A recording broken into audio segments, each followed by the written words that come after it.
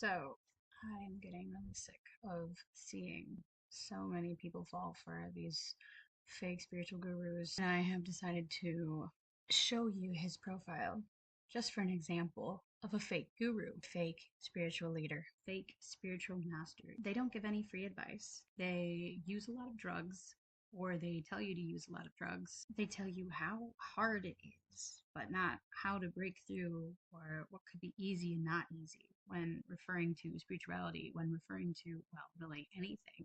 They make fun of other people constantly, or they complain constantly, or they just don't seem to understand that they can balance both the good and the bad things that are happening in the world.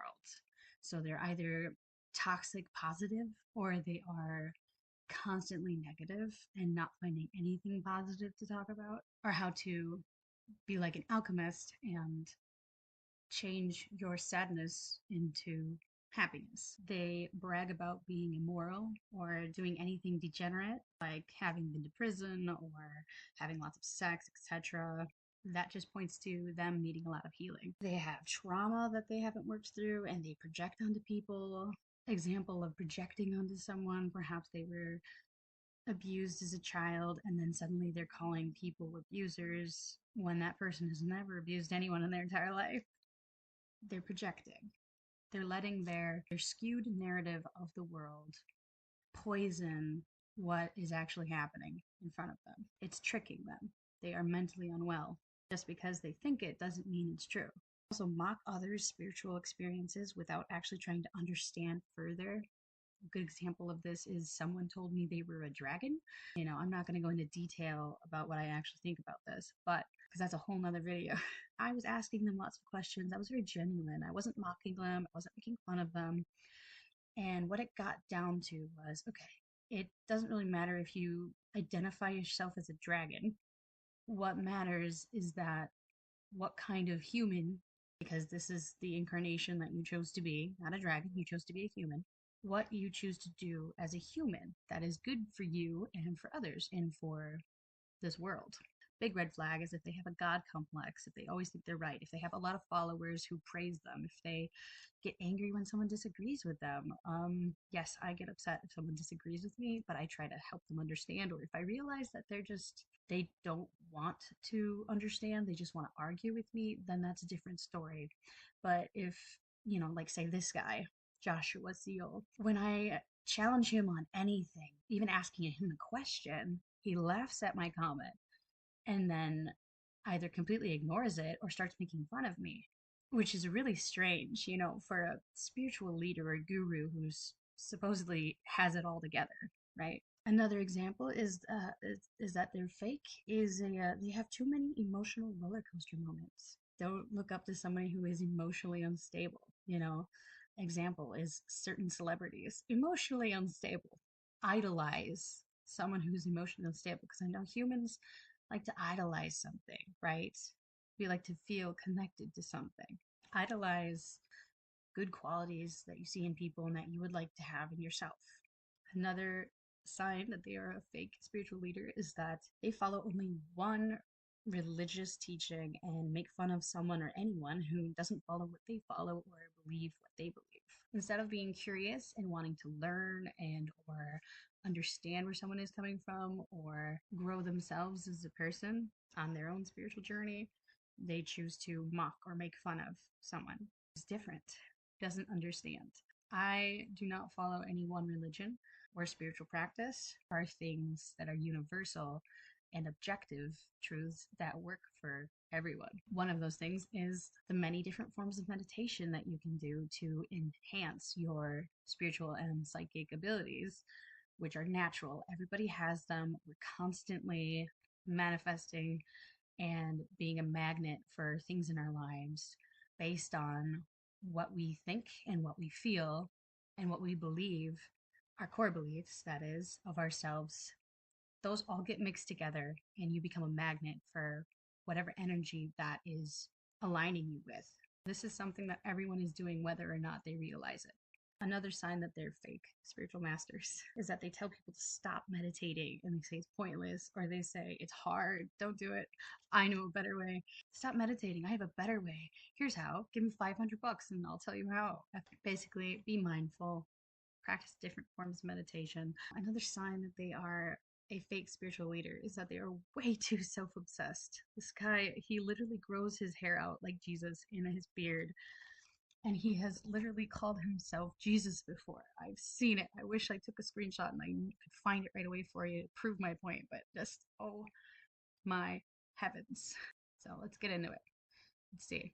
To those who are illuminated by my light, I speak in rhythms of, like, okay, again, God complex, full of himself. He talks about being in jail a lot. So who knows what he was doing in there, okay? Just read it to you real quick here, okay? Because I have some problems with it. I get that it's a joke, but like, here's on how not to deal with dumb stuff from lesser consciousnesses.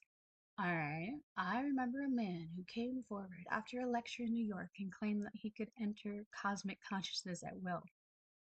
Actually, what he meant was that he could travel astrally, but I saw right away that his experiences were imaginary. Okay, problem with this.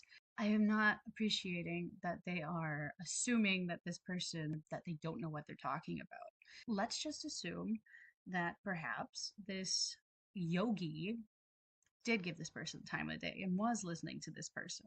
And they kind of deduced, all right, it sounds like you might have your human perception getting jumbled up with your different levels of consciousness and therefore kind of imaginary.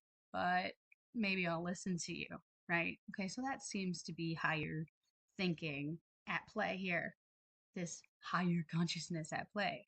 So here he goes. Still, I couldn't simply tell him so. He wouldn't have believed me. I invited him up to my room. There I asked him to favor me by going into cosmic consciousness. Okay, cosmic consciousness. There are different levels and layers. Everything exists on a spectrum of consciousness, from higher consciousness animals to lower consciousness animals. And that does not to say that when an animal dies, it doesn't go to one of these spiritual realms. They most certainly do. In fact, I wonder, because an animal is so selfless, that they surpass a human's ability to go through these different layers of, or different realms of consciousness, of spirituality, of these other dimensions that are constantly all around us. All right, getting back into this. Well, he sat there fidgeting, eyelids flickering, breathing heavily, signs all of body consciousness, not of cosmic consciousness. At last he could contain himself no longer. Why don't you ask me where I am? Well, I said to humor him, where are you?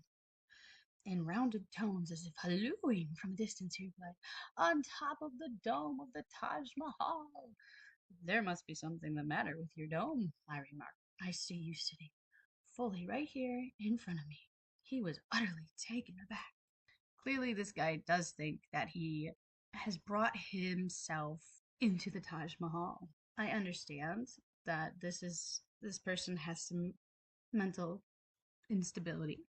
However, making fun of this person is what Joshua is doing. Now, what this yogi is doing is not exactly, yes, finding humor in the situation because you ought to, but I would like to read further what else this yogi had to say about helping this person, because everything, again, exists on a spectrum. Instead of just assuming this person is unable to be helped, sometimes, I mean, clearly this yogi gave this person the time of day. This person doesn't deserve to be made fun of. They're clearly misunderstanding something. It would be way too easy to be able to take yourself out of the situation and lead this person. So after this person is utterly taken aback, right? What did the yogi do next? Did the yogi, because this speaks volumes for the consciousness, the higher or lesser consciousness of this yogi. If the yogi chose to help this person by showing them better ways to transcend, because you can most certainly leave your body, but still your body is still alive. That's how astral projection works. That's how out of body experiences work. It seems to me like perhaps this person was either, yes, faking it, or two, maybe they were remote viewing the Taj Mahal. That's their body. Obviously, their physical body can't come with them, but their spiritual body is there. So instead of making fun of them, this yogi is clearly misunderstanding that they should be asking, what do you see there?